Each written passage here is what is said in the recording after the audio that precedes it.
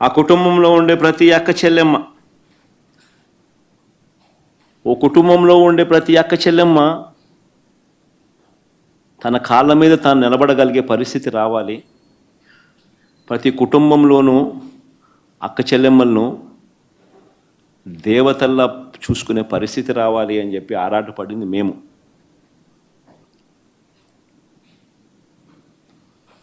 వారి ఆర్థిక పెరుగుదల కోసం, ఎదుగుదల కోసం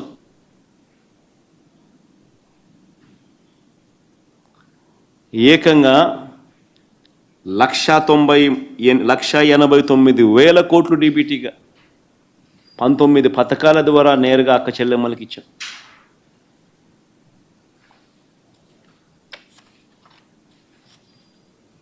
వారి కుటుంబాలకు మేలు చేస్తూ ఏకంగా 2,73,000 కోట్లు డీబీటీగా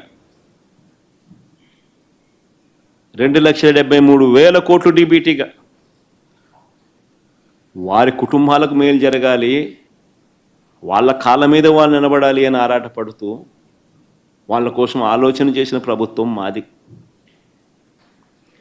ఏకంగా 32 లక్షల ఇళ్ల పట్టాలు ఆ అక్క చెల్లెమ్మల పేరిట రిజిస్ట్రేషన్ చేశాం. ఒక్కొక్కరి పేరుతో 4 లక్షలు, 5 లక్షలు, 10 లక్షలు, 15 లక్షల మేరకు విలువ చేసే ఇళ్ల పట్టాలు వాళ్ళ చేతికి ఇచ్చి వాళ్ళ పేరుతో రిజిస్ట్రేషన్ చేశాం. ఆ 32 లక్షల ఇళ్ల పట్టాల్లో 22 లక్షల ఇల్లు మంజూరు చేసి 10 లక్షల ఇల్లులు కట్టించడం కూడా అయింది.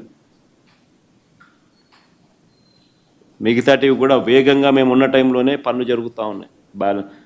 మిగిలిన 12 లక్షల ఇల్లు కూడా 22 లక్షల ఇల్లులు శాంక్షన్ చేయించి 10 లక్షల ఇల్లులు పూర్తి చేసి అందులో 32 లక్షల ఇళ్ల పట్టాలు ఇచ్చి చట్టం చేసి మరీ అక్క చెల్లెమ్మలకు నామినేటెడ్ పదవుల్లోనూ నామినేటెడ్ పనుల్లోనూ 50% రిజర్వేషన్ ఇచ్చేట్టుగా ఏకంగా చట్టం చేసి మరీ అమలు చేసి ఇచ్చాం. ఇంతకుముందు లేదు. ఎప్పుడు చట్టం చేసి మరి 50% పదవులు నామినేషన్ పదవుల్లోనూ మహిళలకు ఇచ్చింది మా ప్రభుత్వంలోనే.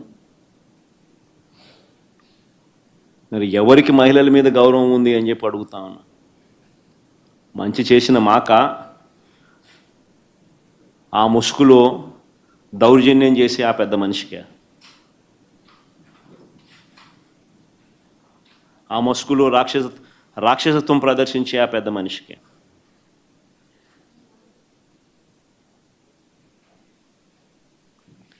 మహిళలంటే చంద్రబాబు గారికి గౌరవం లేదు సరిగదా.